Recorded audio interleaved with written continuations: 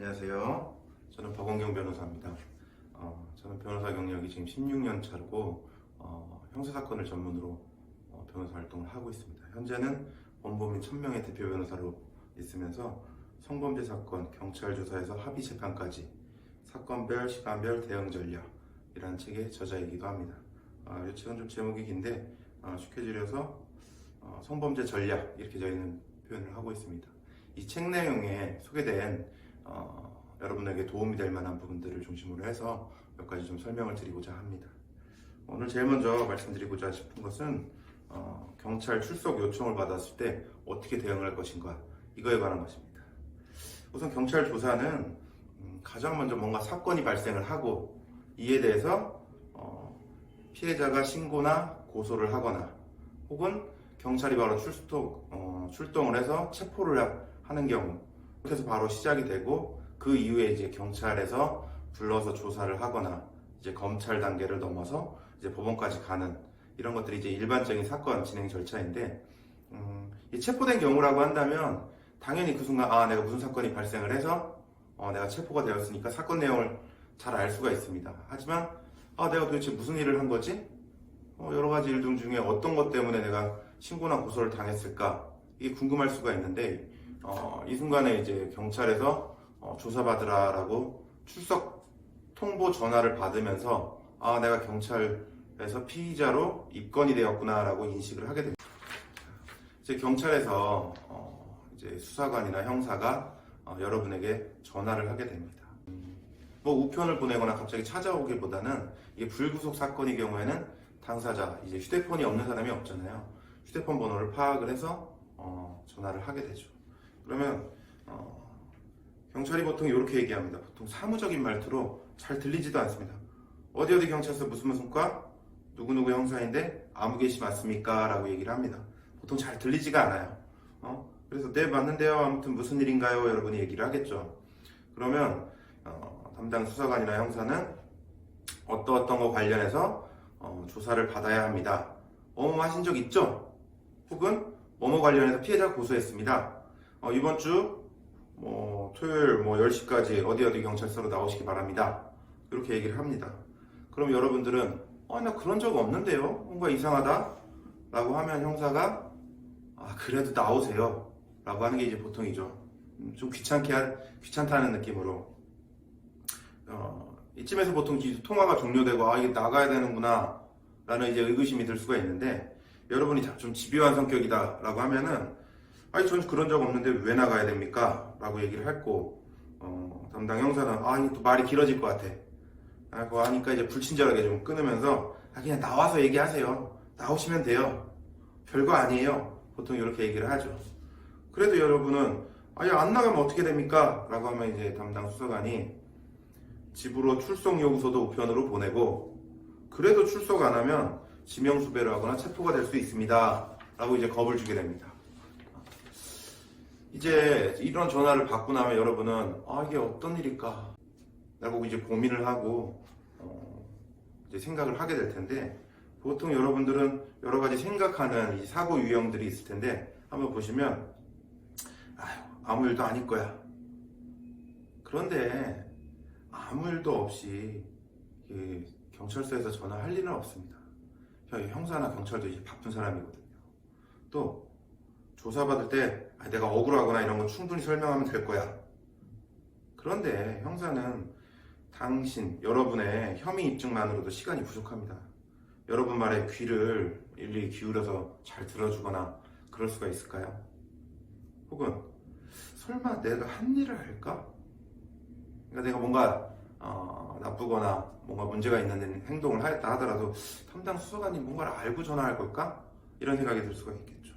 하지만 이제 실제 상황은 어느 정도 충분히 알고 있으니까 조사를 요청을 하는 것이지 전혀 아무 계제도 없이 모르는 상태로 여러분한테 출석 요청을 하거나 이러는 법은 없습니다. 또 피해자 진술 말고는 증거가 없잖아. 안 했다고 잡아떼거나 우기면 되지 않겠어? 라고 이게 생각하실 수가 있는데 근데 피해자 진술 그 자체가 중요한 증거입니다. 성범죄에 있어서는 단둘만이 있을 때 발생하는 경우가 많기 때문에 피해자 진술 자체만으로도 혐의가 입증이 되고 유죄 판결이 되고 처벌까지도 충분히 가능할 수 있기 때문이죠. 그리고 그 증거 때문에 여러분을 경찰서로 와서 조사받으라라고 소환 통보를 하는 것이거든요. 그리고 또 한 가지 생각해보면 피해자보다 여러분의 말을 더 믿어줄 근거도 없기 때문입니다. 그리고 또 하나, 만약에 증거가 있다면 그때 증거가 있는 부분만 인정을 하고 증거 없는 부분은 안 했다고 하면 되지 않겠어? 라고 생각을 할 수도 있겠죠. 하지만 형사는 여러분이 거짓말을 할 수 있다, 하여튼 거짓말을 한다 라는 전제를 깔고 조사를 진행을 합니다. 그래서 친절하게 먼저 이런 증거 있고 저희가 이런 증거 뿐입니다, 요거에 대해서 시인하시겠어요? 라고 친절하게 말하는 법은 없어요. 자기들이 전부 확보한 듯이 전부 증거가 있는 듯하게 이게 조사를 진행을 하지, 증거가 없는 부분은 다 부인하고 이럴 수도 있기 때문이죠. 그래서 여러분의 생각이랑 실제 상황이랑 이게 맞지가 않는 것입니다. 그리고 또 어느 정도 충분히 여러분의 혐의를 입증할 어느 정도는 증거가 있기 때문에 여러분을 또 소환하는 것이다 라고도 볼 수가 있겠죠. 경찰에서 이게 출석하라고 통보를 한다면 가장 중요한 대책은 시간을 확보하는 것입니다. 왜 그러냐면 시간을 확보해야지 뭔가 좀 대응하거나 준비하거나 이게 가능하기 때문입니다. 무작정 나가서 뭔가 얘기를 하면 뭔가 풀릴 거다라는 생각은 좀 오산일 경우가 많습니다. 그래서 전화가 온다, 경찰이 어디 출석하라고 한다 라고 한다면 제일 먼저 출석은 한다고 하는 게 맞습니다. 왜 그러냐면 출석은 해야 되기 때문이죠. 출석을 안 한다면 우편으로 출석 통보서가 오고, 그리고 그거에도 불응한다라고 한다면 조사에 불응한 것이기 때문에 이제 체포영장을 받아서 여러분이 체포되거나 이런 안 좋은 결과가 다 발생할 수 있기 때문입니다. 그리고 그러면 출석을 한다면 어떻게 얘기를 해야 될까요? 일단 출석은 하겠다, 하지만 바로 출석은 못한다 라고 하면서 적당한 핑계라기보다는 합당한 이유를 드시는 게 중요합니다. 합당한 이유로는 회사 일정, 회사에서 무슨 일이 있고 무슨 일정이 있기 때문에 수사관님이 말하신 그 날짜에는 출석하기가 어렵습니다 라던가, 아니면 좀 더 적극적으로 이 문제에 대해서는 변호사로부터 상담도 받고 필요하다면 선임도 한 다음에 조사를 받고 싶습니다 라고 말을 할 수도 있습니다. 이 부분은 여러분의 정당한 권리거든요. 변호사를 실제 상담을 하거나 선임을 하는 건 권리이기 때문에 이 부분은 보장을 해줘야 되는 것이겠죠. 그러면 근데 실제 선임이 되지 않거나 상담도 안 하면 이게 거짓말이 된 거 아니겠냐 이런 걱정하실 수도 있는데, 상담을 하고 실제 선임이 안 되는 경우도 충분히 있을 수 있고, 상담도 받지 못하는 경우도 있을 수 있겠죠. 하지만 시간을 확보하는 게 중요하기 때문에 합당한 이유를 대는, 보통 그러면 얼마나 시간을 드리면 됩니까? 라고 이제 수사관이 얘기를 하면 한 열흘에서 한 2주 정도? 이 정도 말씀하신 이후에 그 위에 반드시 출석을 하겠다, 아예 약속을 명시하는 것도 좋습니다. 그러면 그 사이에 여러분이 경찰 조사에 대비하거나 이럴 수가 있겠죠. 그럼 왜 이렇게 시간을 꼭 이게 확보를 해야 되느냐? 변호사도 상담하고 이래야 되는 부분도 있겠지만, 이 경찰 조사는 여러분이 좀 아무 준비 없이 갈수록 여러분 스스로한테 불리한 얘기를 하거나 또 추궁을 받게 돼서 이 자백을 하도록 만드는 것이 경찰 수사의 목표일 수가 있습니다. 첫 경찰 조사에서는 어떤 최초 진술이기 때문에 가장 신빙성이나 이런 부분에 있어서 중요하게 판단될 수밖에 없습니다.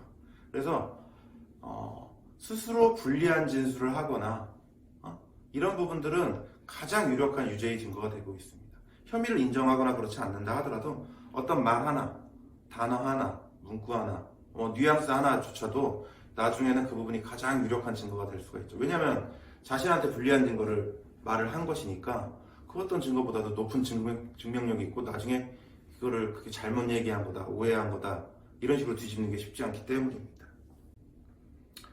지금까지 경찰 조사 전에 충분한 시간을 확보해야 된다라는 그 필요성을 설명드리고 구체적으로 시간 확보 방법에 대해서 말씀드렸습니다.